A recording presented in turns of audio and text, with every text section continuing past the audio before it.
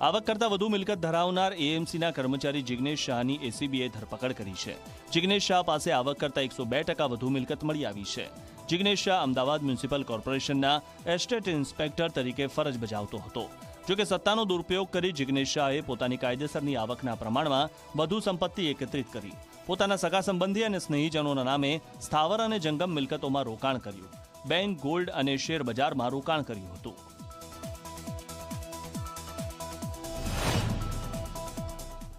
2024ના April મહિનામાં inquiry શરૂ કરવામાં આવેલી અને તેમનો ચેક પીરિયડ 1/4/2012થી 31/3/2022 સુધીનો નક્કી કરવામાં આવેલ અને આ ચેક પીરિયડ દરમિયાન તેઓની જે કાયદેસરની આવક હતી એ આવકના પ્રમાણમાં 3,07,50,000 જેટલી અપ્રમાણસર મિલકત મળી આવેલ છે।